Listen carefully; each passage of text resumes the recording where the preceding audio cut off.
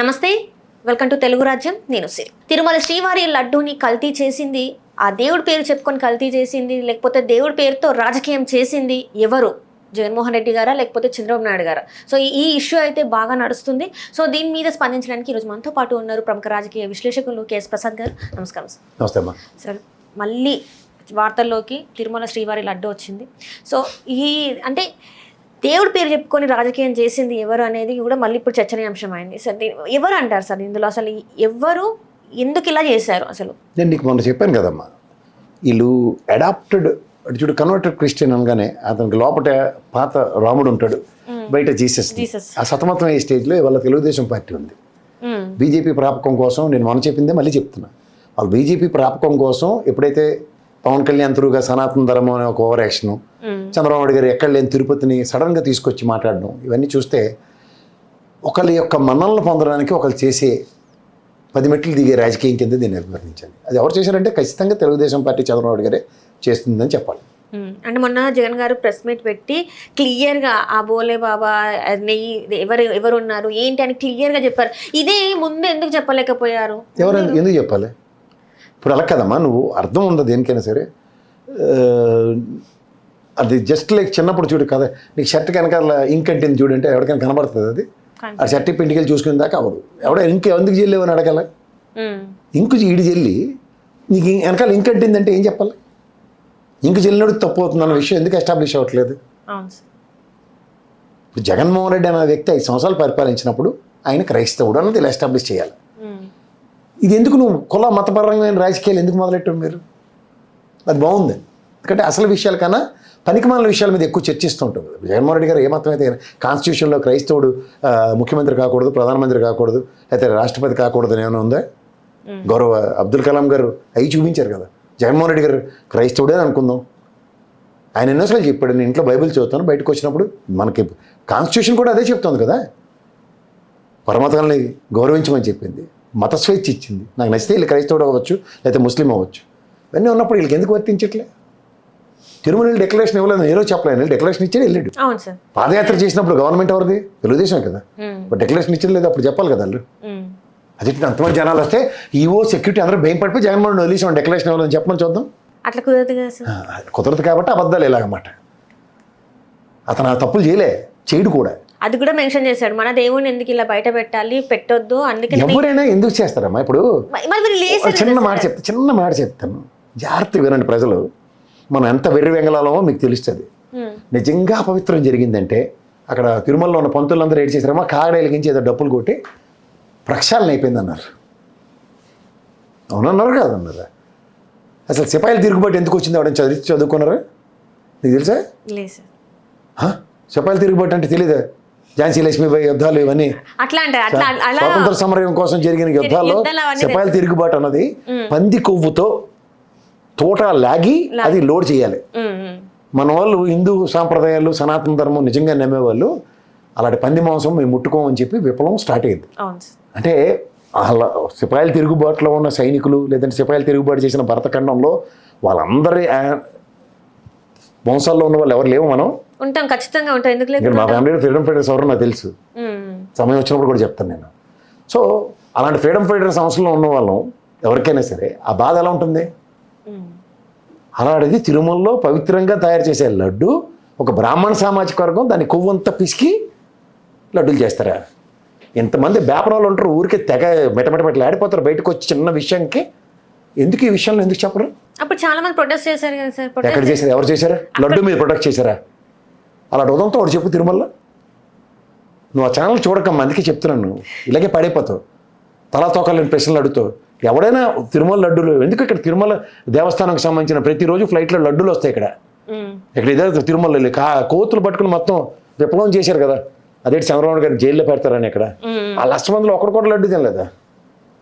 వాళ్ళు ఏమన్నా సార్ తిరుమలలో కొవ్వు కలిసిపోయిందని చెప్పి గర్వాలు ఏమైనా చేశారా? చెప్పి ఇక్కడ హైదరాబాదే మాడదాం, అక్కడ దాకా ఎందుకు? లేదని నువ్వే చెప్తావు. అక్కడ వీళ్ళు కర్రక జెండా పాంకోళ్ళ బ్యాచ్ లేట్ చేశారు చెప్పనా? దేనికి చేశారు? మొంతగా చోట్ల పేరు ఎడితే వాళ్ళకి నచ్చలేదు. కానీ ఇప్పుడు లుల్లుమాల ఇష్టమే మాట్లాడరు. ఎందుకంటే నీకు సరంగా సెట్ ఆఫ్ కర్రక జెండా బ్యాచ్ ఉంటుంది, వాంకోళ్ళు వేసుకుని.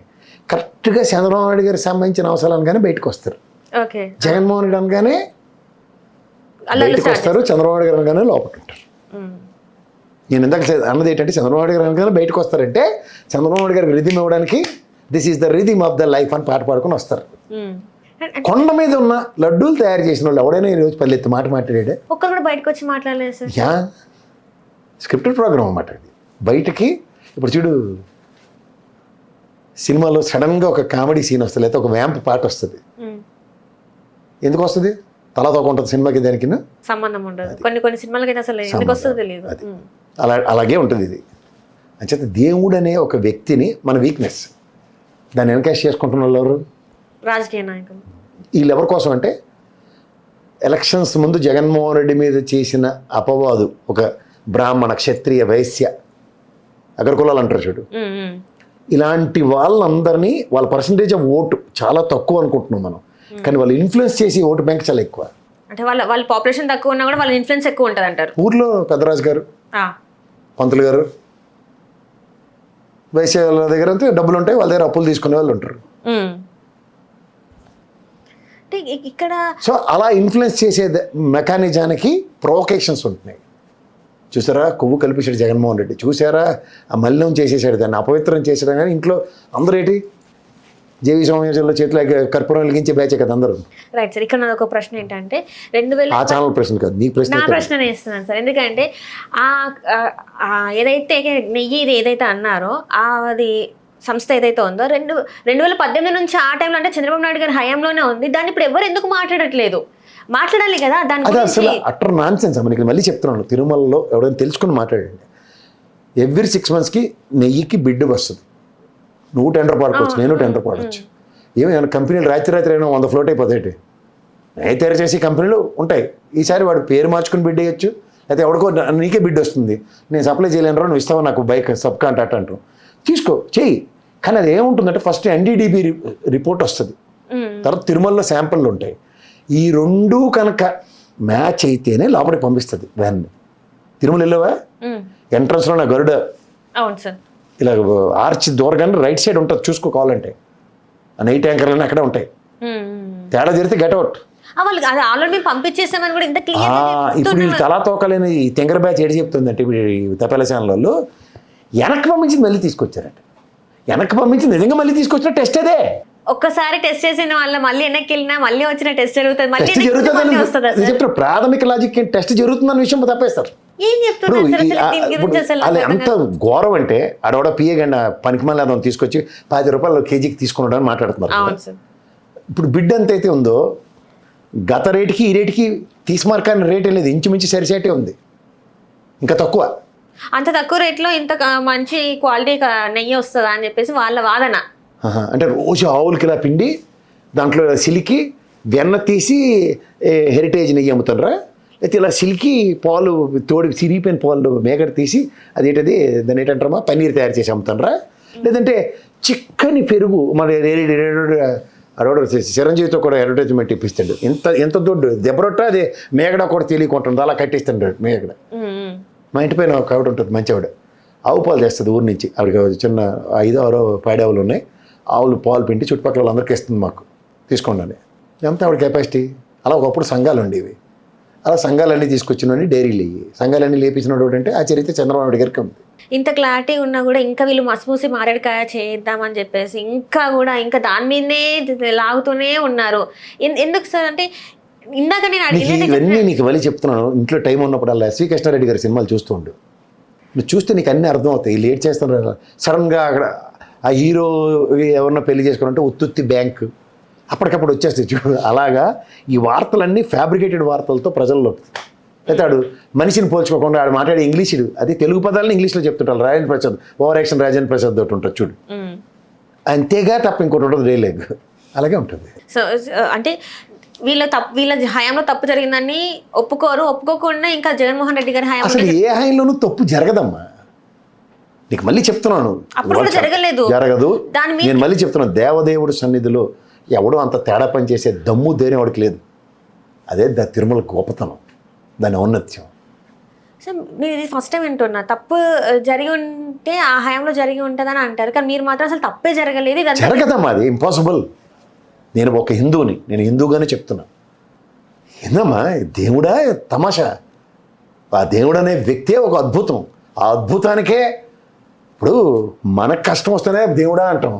దేవుడికి మనం కష్టపెడుతుంటే దేవుడు తమాషా చూస్తాడు అనుకుంటున్నావా? చెప్పు తీసుకుని కొడతాడు. మామూలు కొండ దిగిలోపుగా పేలిపోతాడు వాడికి.